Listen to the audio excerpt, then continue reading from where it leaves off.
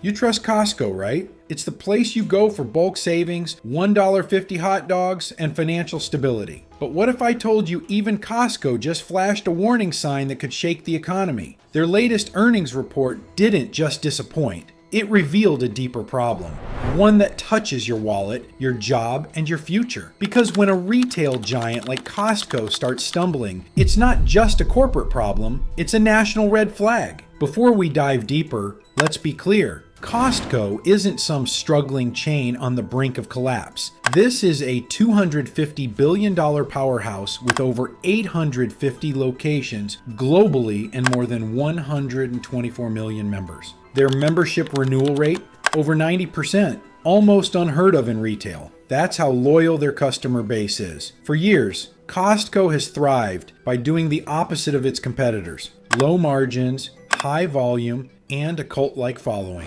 They're the gold standard of operational efficiency and consumer trust. So when they start showing cracks, we need to pay very close attention. Costco recently released its quarterly earnings, and the numbers were not what Wall Street expected. Despite overall sales still growing, net income fell short. Analysts were anticipating stronger margins, especially during the holiday season. But instead, Costco reported weaker than expected profits and a notable slowdown in discretionary spending. Things like electronics, apparel, and home goods. Here's the kicker. This isn't about one bad quarter.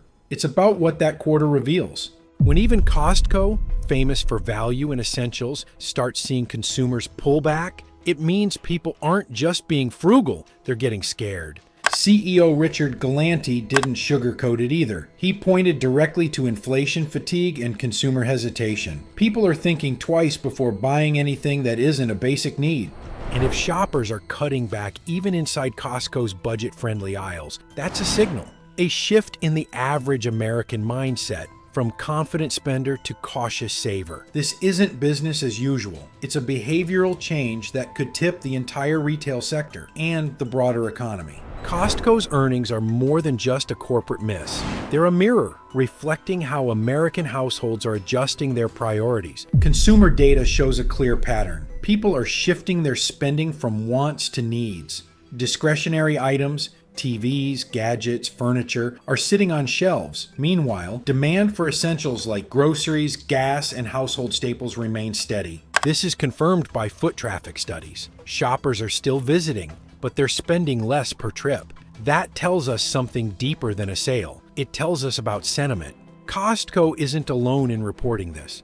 Walmart, Target, and even Amazon have hinted at the same trend. But what makes Costco stand out is that it's the value destination. If people are cutting back there, it's because their budgets are tightening at the core. Zoom out, and you see a macroeconomic ripple effect. Retail is one of the first places consumer behavior shifts show up. And right now, it's flashing a warning. Americans are entering a phase of financial retreat. And that's how you go from an earnings report to the early signs of a recession. I've been a Costco member for over a decade, and I've never seen the parking lot this empty.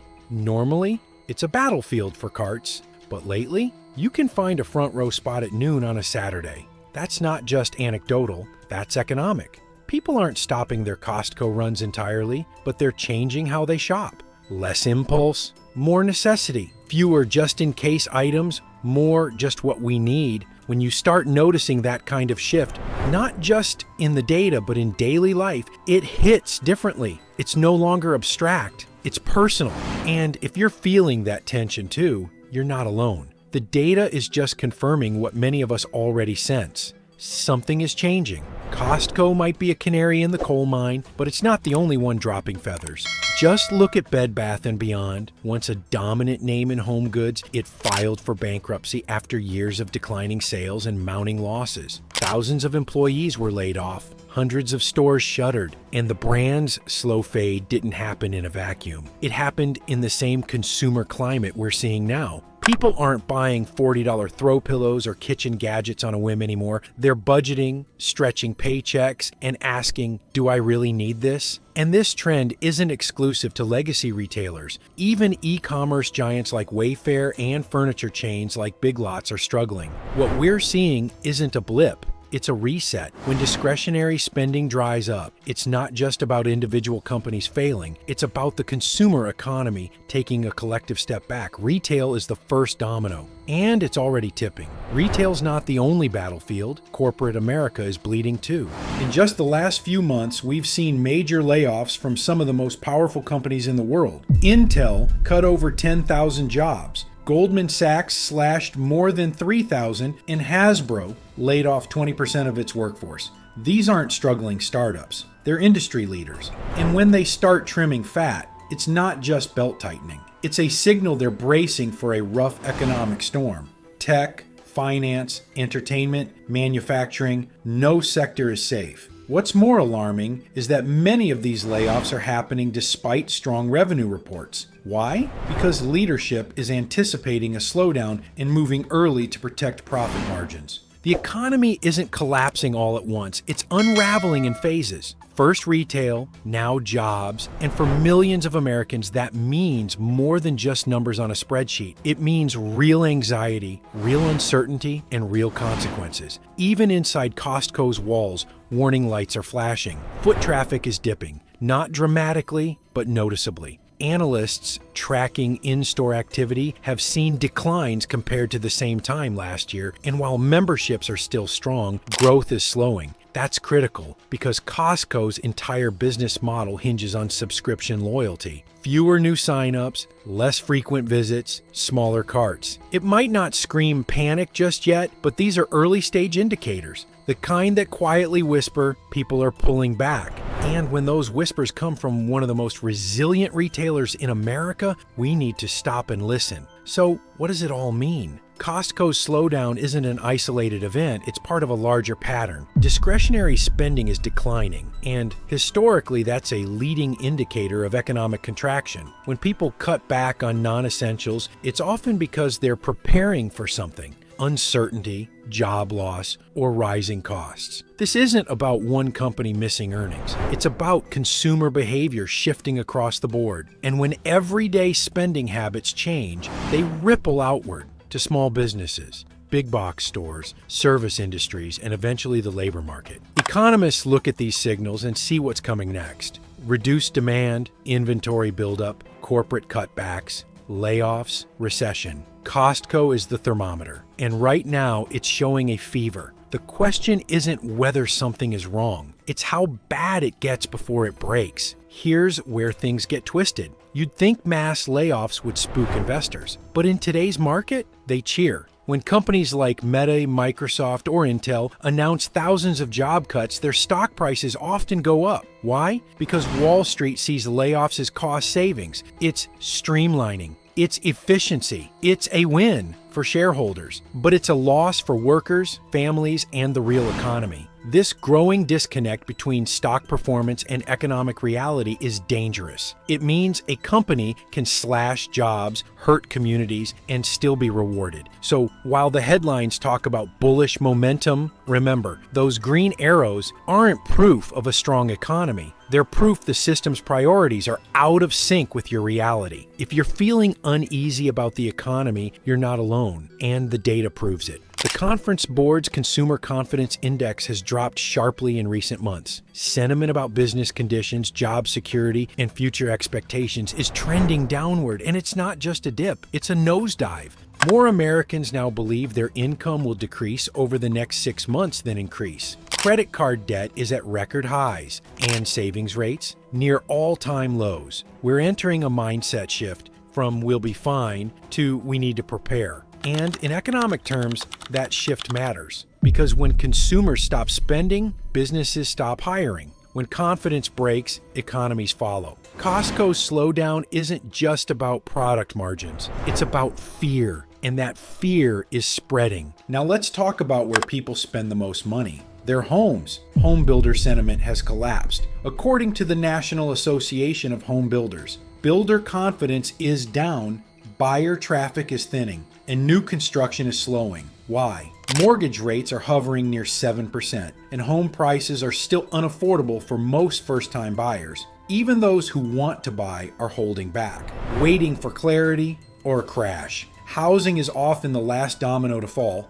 But when it does, it hits hard. And with consumer confidence cracking and retail sales slipping, real estate might be the next major casualty. Step back and look at the full picture, and it becomes clear. This isn't a temporary slowdown. It's the unraveling of a fragile recovery. Yes, inflation has cooled on paper, but the reality is far more painful. Essentials like food, rent, and insurance are still rising faster than wages. The Fed has raised interest rates at the fastest pace in 40 years, but prices haven't meaningfully dropped. If anything, costs have stabilized at a higher level. And now, as consumer demand softens and companies brace for recession, the tools we have left are limited. The Fed can't print confidence. It can't cut rates aggressively without reigniting inflation. We're stuck in a tightrope economy, one where any wrong step could send us tumbling. Meanwhile, politicians argue over budgets, markets chase headlines, and everyday Americans are left wondering, where's the relief? Costco's earnings were just a symptom. The disease runs deeper, an over-leveraged, overstretched economy that hasn't fully healed from its last crisis, and might already be heading into the next one. If people are hurting,